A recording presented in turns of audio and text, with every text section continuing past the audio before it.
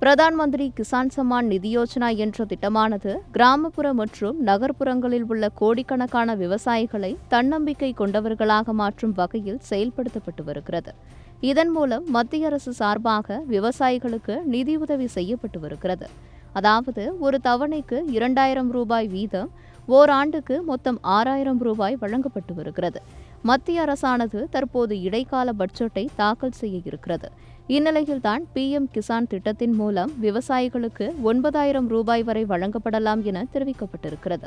இந்தியாவில் நாளை இடைக்கால பட்ஜெட்டை நிதியமைச்சர் நிர்மலா சீதாராமன் தாக்கல் செய்ய இருக்கிறார். பட்ஜெட் தாக்கலில் இந்த ஆண்டு பெரிய மாற்றம் இல்லை என்றாலும் விவசாயிகள் மற்றும் சமூக திட்டங்களுக்கு அதிக நிதி ஒதுக்கீடு செய்யப்படும் என எதிர்பார்க்கப்படுகிறது. தற்போது PM கிசான் திட்டத்தில் ஒரு தவணைக்கு 2000 ரூபாய் வீதம் ஓராண்டுக்கு மொத்தம் 6000 ரூபாய் வழங்கப்பட்டு வருகிறது.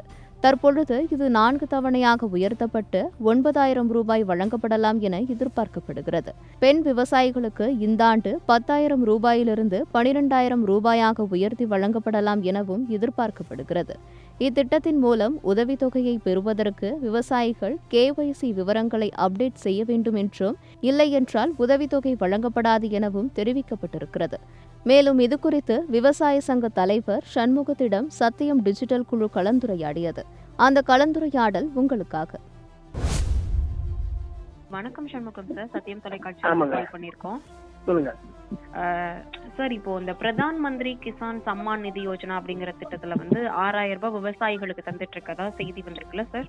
ஆமாங்க சார், அது உண்மையாலுமே கிடைக்குதா விவசாயிகளுக்கு? அது கிடைச்சது. அது ஏற்கனவே அக்கௌண்ட்ல பேங்க் அக்கௌண்ட்ல தானே போடுறாங்க. 3 தவணையா ஒரு 2000 6000 ரூபாய் அனைத்து விவசாயிகளும் கிடைக்கலன்ற குறை இருக்கு. அது வேற விஷயம். ஆரம்பத்துல அந்த பேங்க் அக்கௌண்ட் அந்த ஆதார் லிங்க் இது பண்ணவங்களுக்கு கிடைக்குது. ஓகே சார், இந்த பேங்க் அக்கவுண்ட் லிங்க் பண்ணி ஆதார் லிங்க் பண்ணவங்களுக்கு கிடைக்குது இப்போ. ஆமா ஆமா ஆமா. அதை தவிர இருக்க மற்ற விவசாயிகளுக்கு தான் இந்த 6000 ரூபாய் கிடைக்க மாட்டேங்குதா சார்? ஆமா ஆமா ஆமா. இல்ல வேற எதுவும் காரணங்கள் இருக்கா சார்? அனைவருக்கும் கொடுக்குற ஏற்பாடே அவங்கள்ட்ட கிடையாது. மொத்தமே இந்தியா பூரா 11 கோடி பேருக்கு தான் கொடுக்குறாங்க. Okay sir. அனைவருக்கும் கொடுக்குற ஏற்பாடு அந்த திட்டத்துல அவங்கள்ட்ட கிடையாது. Okay sir. இப்போ நாளைக்கு நமக்கு பட்ஜெட் தாக்கல் பண்ண போறாங்க. அந்த பட்ஜெட் தாக்கல் பண்ணதா இப்போ 3 தவணைக்கு 6000 ரூபாய் தராங்கல்ல சார், அது வந்து 4 தவணைக்கு 9000ன்னு தரலாம் அப்படின்னு சொல்லிட்டு ஒரு தகவல் வந்திருக்கு சார். கொடுக்கறதுக்கு வாய்ப்பு இருக்கா நாளைக்கு பட்ஜெட் தாக்கல் பண்ணா? அது அறிவிப்பு வர்றதுக்கு வாய்ப்பு இருக்கு. நிறைவேற்றுவாங்களா இல்லன்றது அடுத்த ஆட்சிக்கு வந்தா தானே. இல்லைன்னா என்ன வாக்குறுதினாலும் கொடுக்கலாம்ல. இந்த மாதிரி எத்தனையோ வாக்குறுதி கொடுத்துட்டு அவங்க நிறைவேற்றாம இருந்திருக்காங்க இந்த 10 வருஷத்துல. அதனால அது வாக்குறுதி கொடுக்க மாட்டாங்கன்னு சொல்ல முடியாது. எந்த வாக்குறுதி வேணாலும் அவங்க கொடுக்கறதுக்கு தயாரா இருப்பாங்க. அதனால அறிவிக்கிறதுக்கு வாய்ப்பு. இப்போ நீங்க வந்து நாளைக்கு பட்ஜெட் தாக்கல் பண்றாங்க, இந்த 9000 ரூபாய் கொடுக்கறாங்க அப்படின்னு வெளியாகி செய்தி வரவேற்கத்தக்கதா? இல்ல, அது வந்து இப்ப விவசாய கடுமையான பாதிப்புக்கும் கூடுதல் செலவு பிடிக்கக்கூடிய ஒரு இதாகவும் இருக்கிறதுனால அந்த அரசனுடைய அந்த மானியம் அனைத்து விவசாயிகளுக்கு கிடைக்கணும்.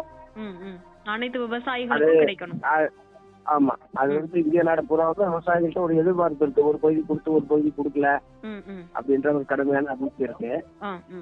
அப்படி அரசாங்கத்துடைய திட்டம்ன்ற போது அது அனைவருக்கும் கிடைக்கக்கூடிய வகையில அரசு வந்து கொடுக்கணும்ன்றதே என்னுடைய. Okay sir. இப்போ இந்த 6000 ரூபாய் கொடுக்கறது வந்து எந்த அளவுக்கு பயனுள்ளதா இருக்கு சார் விவசாயிகளுக்கு?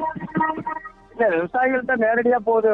அது 4 மாசத்துக்கு ஒரு தடவை 2000 ரூபாய் பேங்க் அக்கௌண்ட்ல வருது. அது ஒரு சிறிய உதவிதான். அதனால இதாயிடாது. வருஷத்துக்கு ஒரு 4 மாசத்துக்கு ஒரு 2000.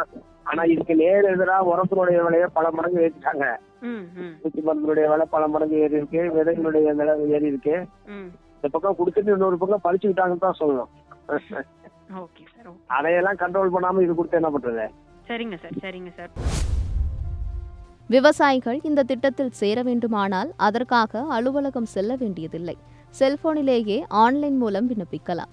மேலும் விவரங்களுக்கு இணையத்தில் தற்பொழுது ஒளிபரப்பாகும் இந்த இணையதளத்திற்கு சென்று தெரிந்து கொள்ளலாம்.